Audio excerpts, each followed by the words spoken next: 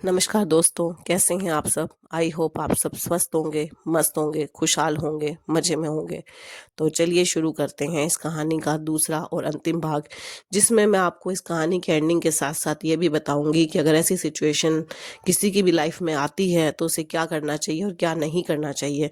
अगर आपको मेरे वीडियोज़ अच्छे लग रहे हैं तो प्लीज़ मेरे चैनल को सब्सक्राइब करें, मेरे वीडियो को लाइक एंड कमेंट करके मुझे बताएं ताकि मुझे मोटिवेशन मिलता रहे। चलिए शुरू करते हैं। जैसा कि मैंने आपको पिछले भाग में बताया था कि सीमा घर छोड़कर चली जाती है और सुनील को धमकी देती है कि मैं तुम्हारे खिलाफ केस करूंगी। वो घर जाती है, वो अपने माँ बाप को सब बातें बताती है। तो उसके जो माँ बाप होते हैं वो उसका साथ देते हैं और वो सुनील के खिलाफ केस दायर करते हैं कोर्ट में। जब ये बातें सुनील को पता चलती है तो सुनील को समझ में नहीं आता कि वो क्या करें। और जब ये बातें फैलती हैं उसके ऑफिस में, उसके पास पड़ोस में, उसके नाते रिश्तेदारों तक, तो सब लोग उनका अपमान करते हैं। सुनील की नौकरी छूट जाती है, ऑफिस में लोग तरह तरह की बातें करते हैं, पड़ोसी भी उसे गंदा इंसान बोलते हैं और पता नहीं क्या क्या कहकर उसकी बेइज्जती करते हैं। वो जहाँ भी जाता है वहीं पर वो चार बातें उल्टी सीधी अपने खिलाफ सुनता है।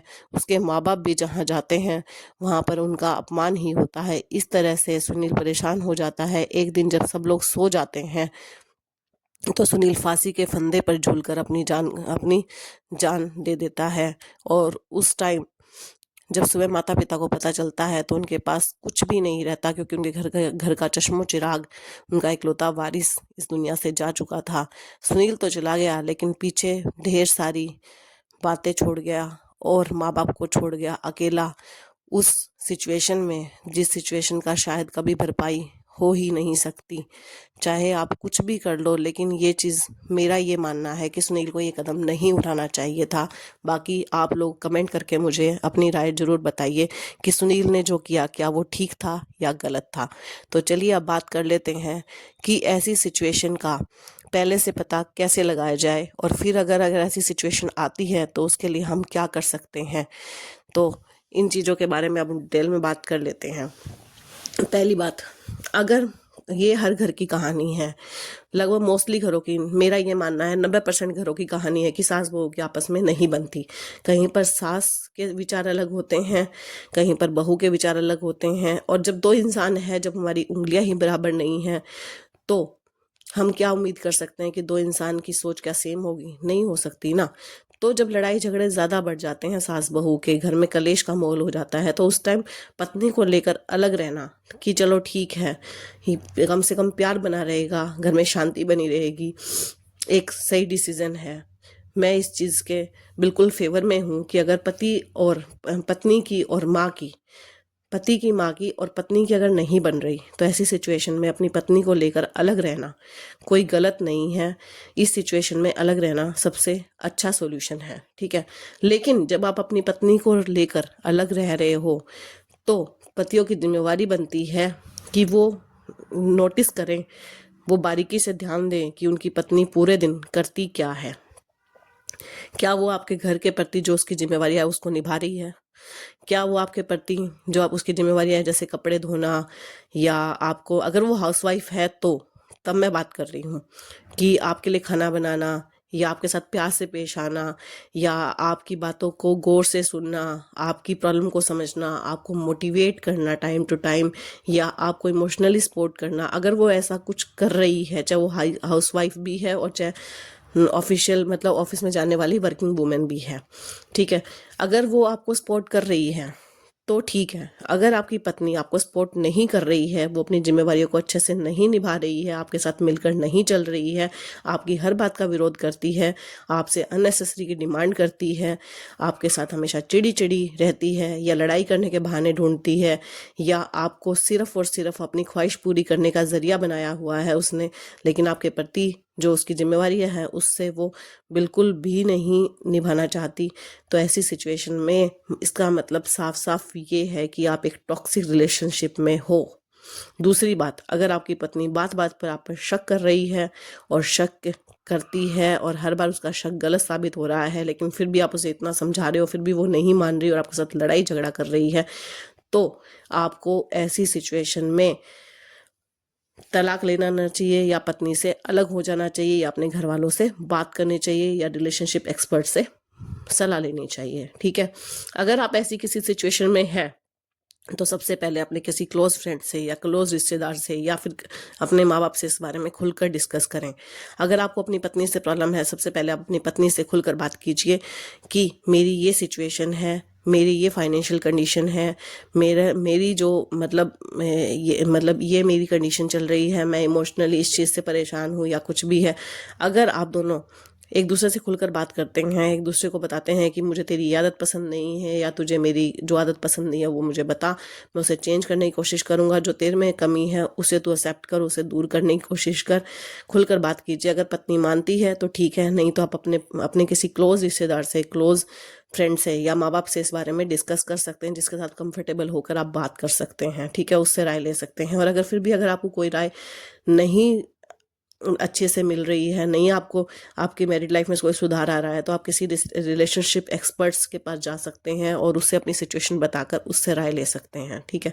दूसरी बात, आप अगर रिलेशनशिप एक्सपर्ट की एडवाइस के बाद भी आपके रिलेशनशिप में कोई भी सुधार आपको नज़र नहीं आ रहा है, रिलेशनशिप यहाँ पे पति पत्नी के रिलेशनशिप की मैं बात करूँगी, ठीक है, अगर आपके रिलेशनशिप में कोई सुधार नहीं दिख रहा आपको, तो आप का फर्ज बनता है कि अगर आपकी पत्नी आपके साथ अपशब्द यूज़ कर रही है, अपनी जिम्मेवारियां नहीं निभा रही हैं, तो इस बात का रिकॉर्ड आप अपने पास रखिए। चैट रिकॉर्ड रख सकते हैं, कॉल रिकॉर्ड रख सकते हैं, या पड़ोसियों से डिस्कस कर सकते हैं कि आपकी पत्नी पूरे दिन करती क्या है, जिसके साथ उसका आना जाना है, कहाँ जाती है, क्या कर रही है, क्या नहीं कर रही। आपको ये सब बातों का पता होना चाहिए, क्योंकि आज का टाइम और पहले वाले टाइम में बहुत ज़्यादा अंतर है, इसलिए आपको सावधान रहना चाहिए अगर आपकी लाइफ में ऐसी कंडीशन है तो, ठीक है। तीसरी बात, आप पहले से अगर आपको लगता है कि ये ऐसा कुछ कर सकती है जो समाज में हो रहा है कि झूठा केस करना या दहेज का केस करना, या वो आपको बोल चुकी है, डायरेक्टली धमकी दे चुकी है, तो उस सिचुएशन में आप किसी अच्छे वकील से बात करके रखिए। आप किसी अच्छे वकील से राय ले सकते हैं, अच्छे वकील से बात करनी करनी चाहिए आपको, क्योंकि अगर ऐसी सिचुएशन हो इन फ्यूचर तो आप मेंटली रूप से इस चीज़ के लिए तैयार रहें। दूसरा, आपके पास प्रूफ होंगे तो आपके लिए इजी हो जाएगा, अपना केस स्ट्रॉन्ग आप बना पाएंगे।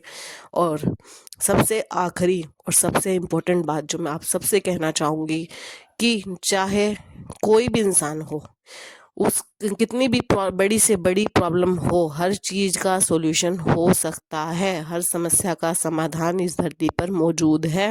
अपनी लाइफ को खत्म कर देना किसी भी समस्या का समाधान नहीं है। इसलिए मैं सभी लोगों से हाथ जोड़कर विनती करती हूँ कि जो भी पुरुष इस समस्या को झेल चुके हैं या झेल रहे हैं, वो ऐसी गलत भावना अपने मन में ना लेकर आए, क्योंकि आप तो अपनी जिंदगी खत्म कर लोगे, लेकिन लोगों की बातें वो आपके माँ बाप को सुननी पड़ेंगी, वो बातें कभी खत्म नहीं होगी। और दूसरी बात, कुछ लोग ऐसे भी होंगे जो सुनील को सही कह रहे होंगे, कुछ लोग ऐसे भी होंगे जो सुनील को ये कह रहे होंगे कि वो गलत था तभी उसने ये किया, तभी उसने अपनी लाइफ खत्म कर दी, क्योंकि उसके पास कोई प्रूफ नहीं था। इसलिए मैं आप लोगों से सिर्फ यही कहना चाहूँगी कि अपनी रिलेशनशिप को, यानी अपनी मैरिड लाइफ में हर चीज़ को बारीकी से ऑब्जर्व करें। वो तभी कर पाओगे जब अपनी मैरिड लाइफ पे ध्यान दोगे, हर बारीकी से गौर करोगे, ठीक है, अपने घर में समय दोगे, ठीक है। मैं बार बार आप लोगों को कहती हूँ कि मैरिड लाइफ को समय देना भी उतना ही ज़रूरी है जितना ज़रूरी बाकी काम है। जॉब को समय देना ज़रूरी है, रिश्तेदारों को समय देना ज़रूरी है, अच्छा अपने माँ बाप को समय देना ज़रूरी है, उसी तरह से मैरिड लाइफ को समय देना भी बहुत बहुत बहुत ज़रूरी है।